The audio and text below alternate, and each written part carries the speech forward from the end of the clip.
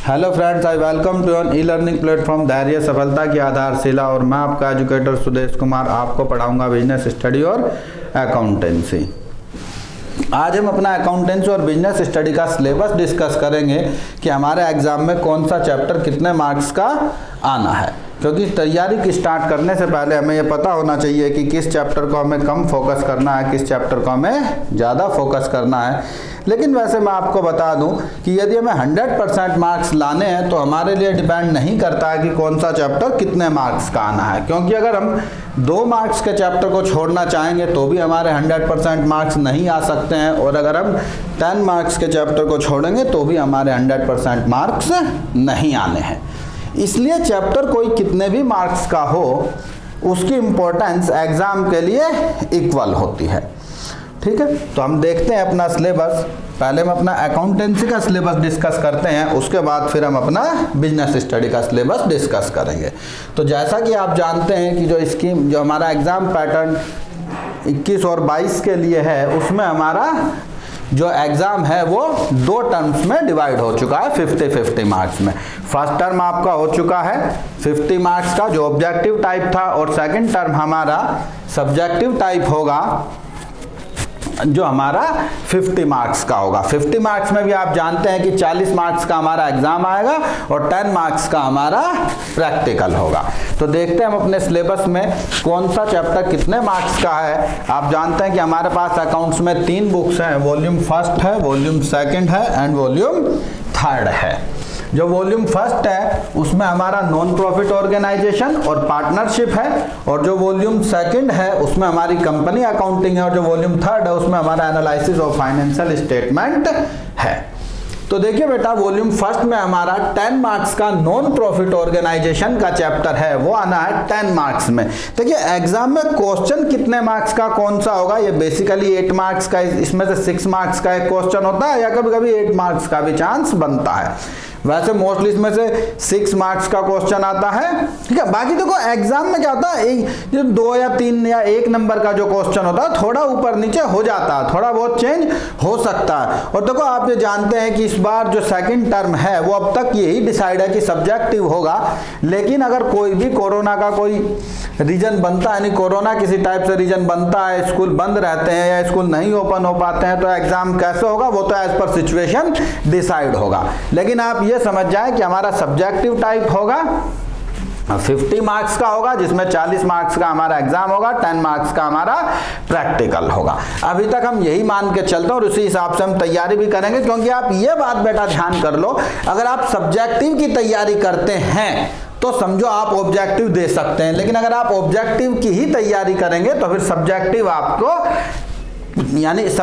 आपको एग्जाम में करना बहुत मुश्किल पड़ेगा। तो इसलिए हम सब्जेक्टिव की तैयारी करते हैं, एज पर सिचुएशन अगर कुछ चेंज हुआ तो ऑब्जेक्टिव तो वहीं से हमारा तुरंत हम सोल्व कर सकते हैं, या फिर हम आपको क्वेश्चन इसमें बताएंगे एग्जाम से पहले। तो देखो बेटा 10 मार्क्स का हमारा एनपीओ है नॉन प्रॉफिट ऑर्गेनाइजेशन, और पार्टनरशिप है हमारी 12 मार्क्स की। पार्टनरशिप आप लगभग पढ़ भी चुके हो फर्स्ट टर्म में, जिसमें आपने फंडामेंटल ऑफ पार्टनरशिप, गुडविल और एडमिशन पढ़ चुके हैं। अब हमें उसके आगे का पार्ट पढ़ना है, रिटायरमेंट एंड डेथ। यानी अब तक हमने पढ़ा था कि यदि कोई पार्टनर फर्म में आता है तो कैसे अकाउंटिंग होती है। अब हम पढ़ेंगे कि कोई पार्टनर फर्म को छोड़कर जाता है तो कैसे अकाउंटिंग होती है। जाता कैसे है, अपनी मर्जी से जाता है यानी रिटायरमेंट, और भगवान की मर्जी से जाता है यानी डेथ। तो जैसे भी कोई पार्टनर फर्म को छोड़कर जाता है वो इसमें हमें पढ़ना है। इसके बाद यदि फर्म बंद हो जाती है, डिसॉल्यूशन, यानी फर्म आगे नहीं चलनी है, ये भी हमें यहां पर पढ़ना है। नेक्स्ट हम देखते हैं वॉल्यूम सेकंड में अपना डिबेंचर है, और डिबेंचर में मैं आपको बता दूं अभी तक ये है कि रिडम्पशन का कोई क्वेश्चन नहीं आने, सिर्फ इश्यू ऑफ डिबेंचर से ही आना है, issue of debenture with terms of redemption. ये ध्यान है, कुछ बच्चों को लग रहा है रिडम्पशन आ रहा है, नहीं रिडम्पशन नहीं आ रहा, बस इश्यू के टाइम पे जो रिडम्पशन की शर्तों के साथ आ रहा है वो हम अपने चैप्टर में पढ़ेंगे कैसे आ रहा है 8 मार्क्स का।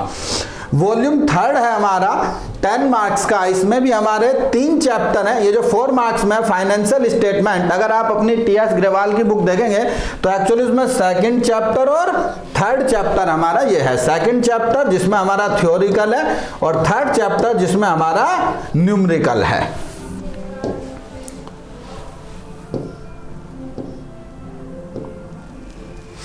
ये इसमें हमारा कंपैरेटिव और कॉमन साइज स्टेटमेंट हमें पढ़ना होगा। यहाँ पर हमारा कैश फ्लो स्टेटमेंट है जो हम पढ़ेंगे, 6 मार्क्स में हमारा क्वेश्चन आता है, ठीक है। उसके बाद बेटा हमारा प्रैक्टिकल होगा, और प्रैक्टिकल आप जानते हैं रिटन टेस्ट हमारा 6 मार्क्स का होगा जो क्लास में ही होगा, आपके स्कूल में होगा, ठीक है। ये डिपेंड करता है, देखो बेसिकली एग्जाम जो रिटन टेस्ट है ये जो भी आपका एग्जामिनर बाहर से आता है वही लेके आता है, लेकिन बेसिकली होता यही है कि आपके स्कूल के टीचर्स से भी, यानी उसमें एक तरीके का आप ये समझ लें कि कॉम्प्रोमाइज कह लो या कोऑपरेशन कह लो, दोनों टीचर्स का कोऑपरेशन उसमें होता है कि रिटन टेस्ट कैसे लिया जाएगा, ठीक है। प्रैक्टिकल फाइल 2 मार्क्स की, बिल्कुल आप जी हाँ, कोई बच्चे कह रहे हैं कि सर इतनी मेहनत 2 मार्क्स, हाँ बेटा ये आपको घर पे बैठ के बनानी है ना, 1 महीना आपको बनाने के लिए दिया, 2 महीने, तो इसलिए आपको इसमें प्रैक्टिकल फाइल 2 ही मार्क्स की होती है। फिर वाइवा में आपसे 2 मार्क्स के क्वेश्चन पूछे जाएंगे। अब देखो वाइवा में आपको लगता है कि सर वाइवा का क्या सिलेबस है, वाइवा कहाँ से पूछा जाता है, बेटा देखो वैसे तो वाइवा का जो शेड्यूल है वो 3rd बुक से है, और 3rd बुक में भी कुछ स्पेसिफिक चैप्टर हैं, लेकिन देखो अगर कोई एग्जामिनर आपसे आकर 1st बुक से गुडविल पूछ लेता तो आप उसे ये नहीं कह सकते हाँ भाई तूने क्यों पूछ लिया है, ऐसा नहीं है, समझे बेटा, पूछ सकते हैं। हाँ वो बात है कि वो आपके मार्क्स ना काटें उस एक्स्ट्रा क्वेश्चन के लिए, ये है, लेकिन देखो पूछ सकते हैं, ठीक है। उसमें हमें जितना अच्छा होता है कोशिश होती है हम उसने जवाब देंगे, बाकी हम अपनी थोड़ी लास्ट की क्लास में या कहीं आगे की क्लास में डिस्कस करेंगे हम कि वाइवा हमारा कैसे होता है, कैसे क्वेश्चन पूछे जाते हैं बच्चों से, ठीक है बेटा। ये हमारा अकाउंटेंसी का सिलेबस है जो हमारा 40, मैं आपको फिर बता दूं, जो 40 मार्क्स का रिटन एग्जाम और 10 मार्क्स का हमारा प्रैक्टिकल है, ठीक है। फाइनली इस तरीके से हमारा 50 मार्क्स का सेकंड टर्म आना है, और अब तक ये डिसाइड है कि ये सब्जेक्टिव ही होगा। कोई भी बच्चा इस चांस में ना रहे 1% भी कि इस बार भी आपको कोरोना के कारण बच जाएंगे, यानी आपको पेपर तो देना ही पड़ेगा। ये हमारा दूसरा सिलेबस है बिजनेस स्टडी का, ये भी हमारा सेम इसी तरीके से डिवाइड है जो हमारा फर्स्ट, जैसे हमारा अकाउंट्स डिवाइड था 50-50 मार्क्स में, इसी तरीके से ये भी हमारा 50-50 मार्क्स में डिवाइड है। 50 मार्क्स कैसे डिवाइड है, वही 40 + 10 है यहाँ पर भी, यानी 40 मार्क्स का आपका रिटन एग्जाम है जो सब्जेक्टिव होगा, और 10 मार्क्स का आपका प्रैक्टिकल एग्जाम होगा।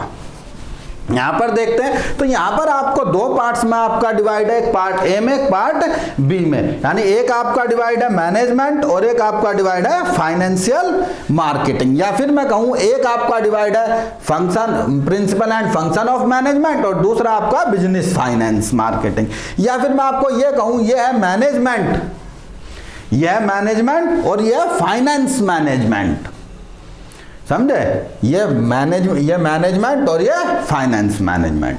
तो जो हमारा पार्ट फर्स्ट है उसमें हमारे 3 चैप्टर हैं, स्टाफिंग, डायरेक्टिंग और कंट्रोलिंग, ठीक है बेटा। ये हमारे 20 मार्क्स के आने हैं, इसमें कोई स्पेसिफिक चैप्टर डिवाइड नहीं है कि यहां से 2 मार्क्स का, यहां से 10 मार्क्स का, यहां से 8 मार्क्स का, ऐसा कोई स्पेसिफिक डिवाइड नहीं है, ये बात आप ध्यान से सुन लें। 20 मार्क्स के 3 चैप्टर हैं जो यहां पर आने हैं एग्जाम में, ठीक है बेटा। इसमें कोई भी चैप्टर कम ज्यादा मार्क्स का हो सकता है। हाँ, जिस चैप्टर से जो पोर्शन डिलीट हुआ है 21-22 के लिए, वो हम चैप्टर पढ़ाते समय ही आपको बता देंगे कि कौन सा टॉपिक यहां पर नहीं है। जैसे बेसिकली मैं आपको बता दूं, स्टाफिंग से HRM कट गया है, ठीक है। बाकी कम्युनिकेशन चैप्टर यानी कंट्रोलिंग में से जो हमारा है कम्युनिकेशन, बैरियर्स ऑफ कम्युनिकेशन, ये भी कट चुके हैं, ठीक है। तो बाकी हम जैसे जैसे चैप्टर पढ़ेंगे वहां पर हम डिसाइड करेंगे, वहीं पर आपको बताएंगे कि ये टॉपिक आपको इसमें पढ़ना है और ये टॉपिक आपको इसमें नहीं पढ़ना है। पार्ट बी में भी हमारा 20 मार्क्स का पार्ट बी है। हाँ, यहां पर डिसाइड है 15 मार्क्स के, 20 मार्क्स लिखा लेकिन 15 मार्क्स के इसमें 2 चैप्टर हैं, ये ध्यान रखना बेटा, और 5 मार्क्स का हमारा सेपरेट क्वेश्चन पूछे जाएंगे कंज्यूमर प्रोटेक्शन से, ठीक है। इसमें हमारा ये है, यहां पर ये आपको ध्यान रखना है। इसके बाद हम आगे चलते हैं अपने प्रैक्टिकल एग्जाम पर, और प्रैक्टिकल जो हमारा यहां पर भी 10 मार्क्स का है, यहां पर भी हमारी फाइल वगैरह वो जो भी आपको स्कूल से इंस्ट्रक्शन मिलेंगी उसी टाइप से आपको बनानी है। ठीक है बेटा, बाकी देखो हम भी बता देंगे, अगर किसी को लगता है कि सर हमें स्कूल से प्रॉपर गाइडेंस नहीं मिल पा रही है तो वो कमेंट बॉक्स में हमें लिख के बता सकते हैं कि सर हमें नहीं समझ में आ रहा बिल्कुल भी फाइल कैसे बननी है। ठीक है, तो हम उनकी फाइल भी बता देंगे कैसे इसमें फाइल बनानी होती है। फिलहाल तो आज हम अपना सिलेबस ही डिस्कस कर रहे हैं, बाकी हम अपनी नेक्स्ट क्लास में जैसे भी आगे पढ़ेंगे चैप्टर वाइज आपको पढ़ाते चलेंगे और उसी में हम आपको अपना टॉपिक वाइज बताते भी चलेंगे। किस टॉपिक को आपको कैसे पढ़ना है, लगभग कितने मार्क्स का आना है, ये बस सब हम टॉपिक वाइज भी बताएंगे आपको। लेकिन फिलहाल यहाँ पर हमने अपना टोटल सिलेबस डिस्कस किया है, क्योंकि ये बच्चों को बहुत बड़ी प्रॉब्लम लग रही थी कि सर सेकंड टर्म का क्या कोर्स है। आधे ज्यादा बच्चों को नहीं पता कि सेकंड टर्म में क्या कोर्स, क्या सिलेबस हमारा आना है। ठीक है बेटा, ये हमारा सिलेबस था फर्स्ट टर्म और सॉरी ये हमारा सिलेबस था अकाउंटेंसी और बिजनेस स्टडी का।